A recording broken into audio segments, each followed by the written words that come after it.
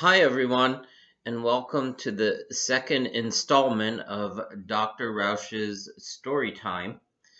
I'm going to read you a book for children. This week's book is Daddy, Papa, and Me, and this story is for children younger even than the story we read last week. I'd like to know and hear from people that may be watching these installments so that I know what direction to take these in the future. I'll also tell a story for the adults after the Daddy, Papa, and Me story. And that story will be about the epidemic in the gay community in the 1980s and 1990s when I was the executive director of an AIDS organization. Uh, I'm always interested in everyone else's stories, so again, I'm asking people in the LGBTQ plus community to record their own stories and share them with us on our Facebook page. We now have a YouTube channel, so welcome, and I hope we get more and more people listening to this series as it goes on. So, let's start. Gather around. Let's listen to the story Daddy, Papa, and Me. Who wants to play with me today? I do, Daddy and Papa say. Daddy wears a shiny crown. Papa dresses like a clown. Daddy's plane goes zoom, zoom, zoom. Papa's car goes vroom, vroom, vroom. Daddy helps me paint the sky. Papa helps me bake a pie. Daddy and I both strum, strum, strum. Papa and I both drum, drum, drum. Daddy shows me how to sew. Papa shows me how to throw. Daddy brews a pot of tea. Papa pours for Bear and me. Does anybody need a rest? Daddy and Papa say yes, yes, yes. Now Daddy and Papa are tucked in tight. I kiss them both and say, night, night.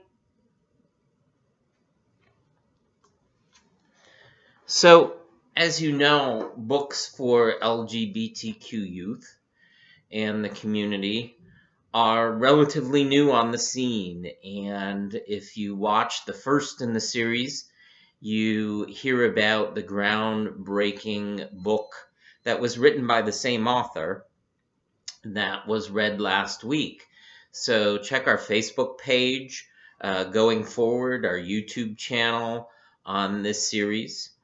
So that was a short story for the kids to listen to, but I'd like to tell also a little bit of a story tonight about, as I said, the epidemic that touched the gay community in the 80s and the 90s. So, of course, I was a much younger person then. I was working for the American Heart Association in Jamestown, New York. And I can remember that at the time when the AIDS epidemic was becoming so visible and it was in the news so much, that I felt as if I had to do something. I had to do my part. So I started looking around at organizations. I was the director of a nonprofit. So I thought I would use my abilities in the AIDS epidemic. And I researched, there was a job available in Erie, Pennsylvania for the Erie AIDS Council, and I applied for that position. and I got into that position.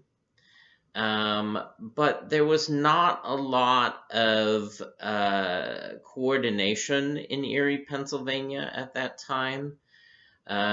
With that organization, there was no one involved from the LGBTQ community, and back then we didn't say LGBTQ. Back then it was the gay and lesbian community or just the gay community. So there were a lot of negative thoughts and feelings. And so during this epidemic, we had to think about what the science was, how the AIDS virus, or then becoming known as the HIV virus, actually was transmitted. There was a lot of misinformation about it.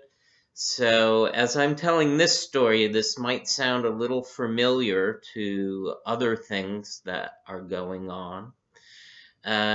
So, we really had to focus on what the truth was. So, it disproportionately in the United States first affected uh, gay men, as we know, and also infected IV drug users. So those two communities occasionally crossed. You know, there were gay men who were IV drug users, and I met such individuals. But mostly those two worlds were not a world that was joined in any sort of way, and these two groups were much maligned by society, as we know.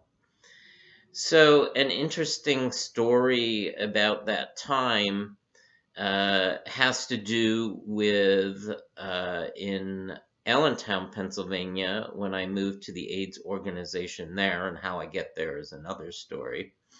But there was a gentleman who was a sanitation worker in New York City and an intravenous drug user who was diagnosed as being HIV positive, and he moved out of the New York City area into the Lehigh Valley of Pennsylvania.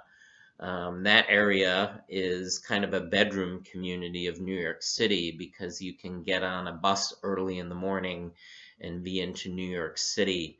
It makes for a long day, but New York City is only about an hour and a half away from that area. So this gentleman kind of retired, getting his HIV. He was in his early 50s. And I got to meet him and get to know him. He belonged to a motorcycle group, or we might even say a motorcycle gang, that traveled around. And he said something very interesting to me. And it may seem harsh. So, you know, the adult story time might not quite be appropriate for the younger kids either, but these are true stories. He said to me, uh, Robert, you know, there was a time when I would have met someone like you and I would have just beaten the crap out of them because I couldn't stand people like you. So, wow, what's coming next is what I'm thinking. So then he says, but after all of this happened, you guys were the only ones that would do anything for me and for my friends. So I've learned that people are people and that they can be good no matter who or what they are. And that kind of like really stunned me, that he went on kind of like a spiritual trip or a journey or a psychological trip, if you don't want to call it a spiritual trip, where he learned things in being HIV positive that he wouldn't have learned otherwise. I had another individual also an intravenous drug user who was diagnosed as being HIV positive. And we used to avoid asking people how they were during the AIDS epidemic because that kind of became a loaded question. If you're asking an HIV positive person, how are you? Then that kind of polite, I'm fine, seems to take on a different meaning. So we didn't ask how they were, but we might ask what was going on with them in their life and how were they dealing with things? What kinds of hurdles did they have because they were HIV positive? And this young man said to me, well, HIV saved my life. And again, I was very surprised. HIV saved your life? Can you tell me a little bit more about that? He said, sure. He said, if I had not been diagnosed as HIV positive, I would have already been dead. I was a heavy user. I was getting towards the end of my addiction where I needed more and more. He said, and I would have been probably lying at the side of the street dead already. Right now, I have never felt healthier in my life. And this was a wake-up call to me. I don't know how long I have, but this is something that has given me more time in my life. Again, I was amazed to hear these stories. So I'm telling you stories from people who have told me stories, and I'm hoping that you will think about the things that you've learned in your life and how that has come about. And again, I'm inviting you into the oral tradition of storytelling. I did not sit down and write down what I was going to talk about today. I did not sit down and think about what story I was going to tell. It's a thread, and it's a thread that's inside of us. And once we tap into that thread, we can kind of draw it out and weave it into some sort of a story. And now I have to apologize because my bird is probably heard in the background. And my bird you met in the first video, so go back and watch the first video if you'd like to meet Tino, my bird. And I'm really enjoying bringing you these segments and these stories. They're fairly short. They're meant to give you a few things to think about in the evening and to consider the richness of life. Take care. I'm Dr. Robert Rausch from Bliss, Western New York, and I will see you next week. Bye-bye, everybody.